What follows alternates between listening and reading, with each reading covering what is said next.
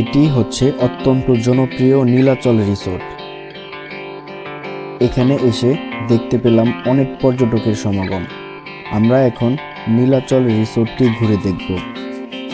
এখান থেকে পুরো বান্দরবান শহরের একটি ভিউ দেখা যায়। যতদূর চোখ যায় শুধু পাহাড় আর পাহাড়।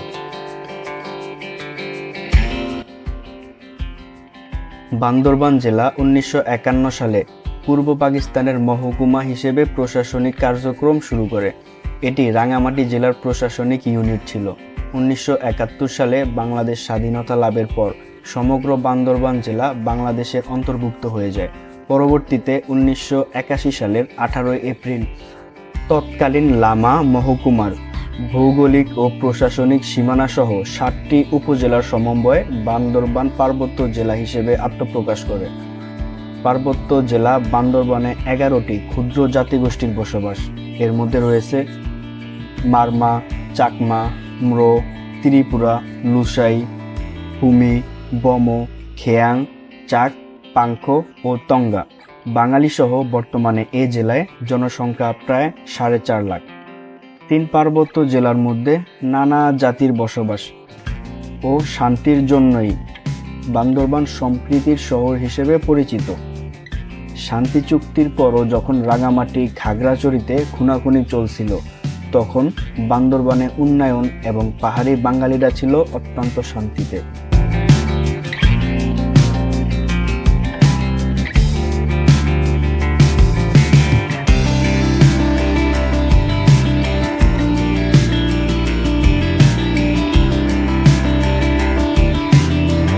নীলাচল প্রাকৃতিক সৌন্দর্যের এক অপার লীলাভূমি।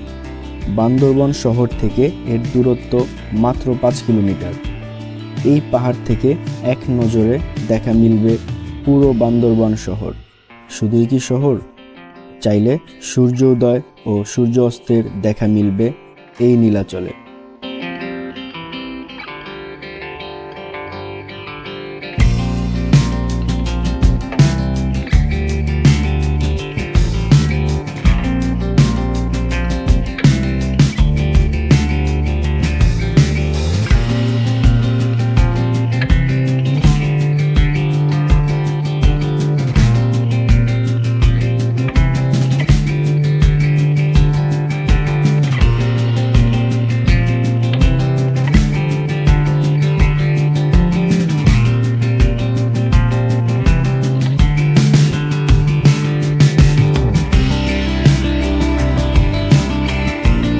আমাদের বান্দরবান ডে ট্যুরে যে কটি স্পট ঘুরে দেখার কথা ছিল, আলহামদুলিল্লাহ আমাদের সবগুলো স্পট ঘুরে দেখা শেষ।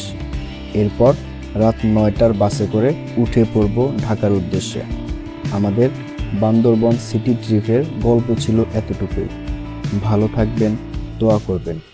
দেখা হবে খুব শীঘ্রই নতুন কোনো ভিডিওতে।